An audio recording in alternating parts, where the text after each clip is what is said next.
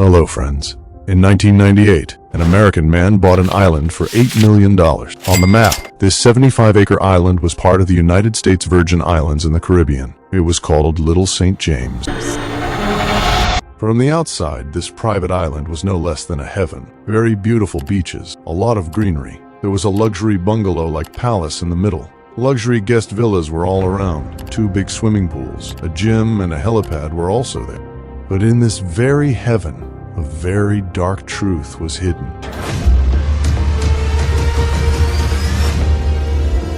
A truth that made the people living in the nearby islands call this island a pedophile island. 12 to 17-year-old girls were trafficked here, and they were sexually abused. These girls couldn't even run away from here because there were seas all around. Once a 15-year-old girl tried to swim away, but he was caught and his passport was snatched. The most surprising thing is who used to come to this island. Rich people from all over the world. Billionaires, and famous celebrities. Many big names are included in this list. The British Prince Andrew, scientist Stephen Hawking, comedian Chris Tucker. I don't know how many politicians and billionaires came to this island. Parties were organized here for them. But the question is, who was the owner of this island? The answer to this is a name. Jeffrey Epstein. Jeffrey Epstein. Epstein used to teach maths to kids in Brooklyn. He was a school teacher, but fate played such a game that in his career, he suddenly became the financial advisor of billionaires. By accumulating a wealth of around $60 crore, he became a multi-millionaire. Among his friends, Bill Clinton and Donald Trump, and the former Israeli Prime Minister, Ehud Barak, were among them. In today's video, let's find out the truth behind America's biggest scandal. The whole story of Epstein files. Everything that was happening in Epstein Island was hidden for years. But in 2005, a small police complaint became the trigger for this case. In March 2005, a 14-year-old girl and her parents were at a beach in Florida. The girl says that in Royal Palm Beach High School, a classmate who was studying with her took her to a rich man's house. She was told that she just had to give a massage and she would get $200 to $300. But something else happened when she got there. Epstein meets that girl only wearing a towel. He asks the girl to take off her clothes and then molests her. That is there any other girl whom you know who went to Epstein's place? So he gave 2 names. When he talked to those 2 girls, 2 more names came up. And when he talked to those 2 girls again, 2 more names came up. The police officers were shocked to see that this chain was not stopping. By the time the police tracked 1 victim, 2 more would have come up. In just a few months, the Palm Beach police chief had identified 35 victims. The police saw that this was not a small case. Almost every girl's story was the same. They were all brought there under the pretext of a massage. She led me up the staircase and we made a right into Jeffrey's room and Jeffrey laying naked on the massage table. I really wanted this job, so I opened up to them. I said, look, this is an opportunity of a lifetime for me. I've been on the streets, I've been abused, and that's the worst thing that I could have done, because I just let them know that I'm vulnerable and I'm not perfect. And most of the girls of this age under 18 years of age. By May 2006, the Palm Beach police had prepared a case against Epstein.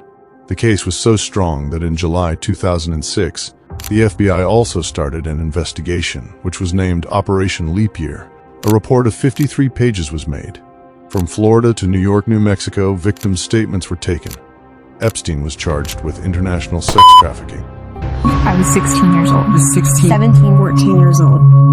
This is me. This was me. This is me when I met Jeffrey Epstein. This is me when I met Jeffrey Epstein. 36 minor victims, dozens of witnesses, FBI investigation, and such heavy charges. A man like Jeffrey Epstein should have spent his entire life in jail.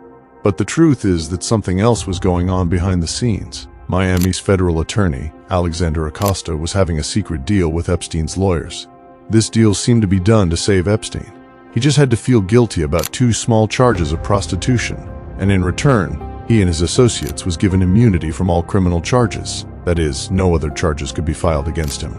The most shocking thing about this deal was that it was sealed. That is, no one could even look at this deal. Even the victims, even the poor girls, were not told about it. While in America, according to the law, it is mandatory to tell the victims about any such deal. But no one was able to do anything. On June 30th, Epstein appears in court, and according to the deal, He considers himself guilty in 2 charges, after which he was sentenced to only 18 months. During this sentence, Epstein was kept in the private wing of the Palm Beach County Jail. He was given permission to go to his luxury office for 12 hours a week, for 6 days a week.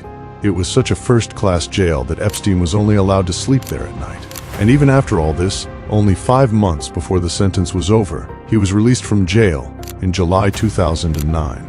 All this was possible because of that secret deal, because of Alexander Acosta, who got Epstein this deal. Now see the twist in the story, friends. This is Alexander Acosta, later on Epstein's old friend, in Donald Trump's first government, became the Secretary of Labor. For Secretary of the Department of Labor will be Mr. Alex Acosta. For many years, Epstein lived his life normally. Nothing happened to him. He roamed in his private jet through lavish parties on his island and met powerful people. Our story ends here. The villain escapes. But in a corner of the world, there was a woman. There was a journalist who had decided not to let Epstein escape. Julie Neat Brown.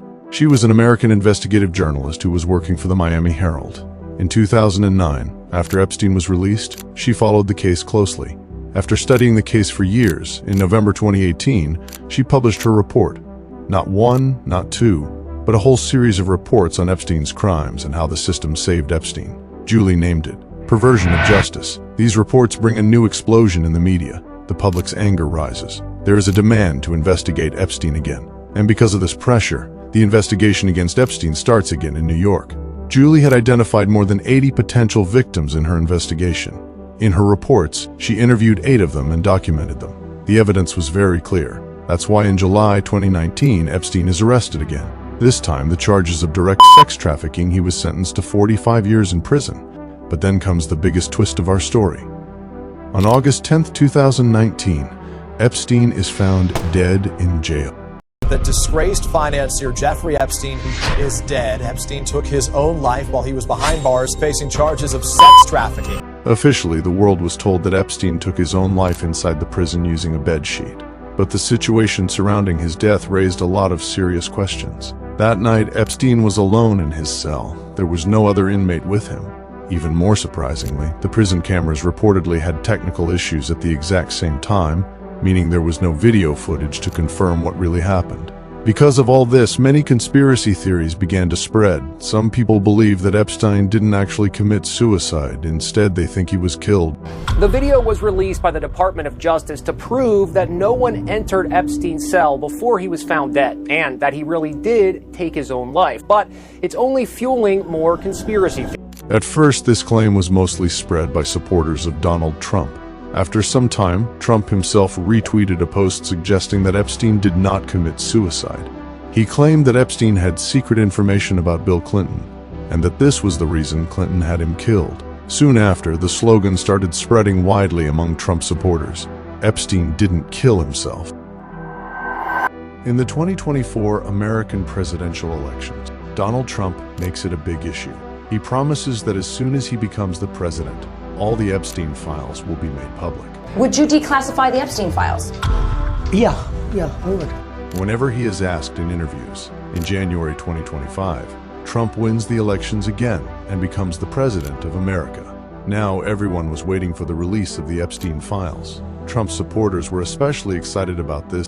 In July 2025, Trump's Justice Department suddenly introduced an advisor who claimed that no Epstein client list exists. At the same time, Trump, who had previously been one of the first to call for the release of the files, stepped back, calling it a boring issue and shifting the blame toward the Democratic Party. He now says the FBI should focus on voter fraud instead of wasting time on this matter. Elon Musk once tweeted that Trump's name was also mentioned in the Epstein files, suggesting that this is why Trump does not want them to be made public.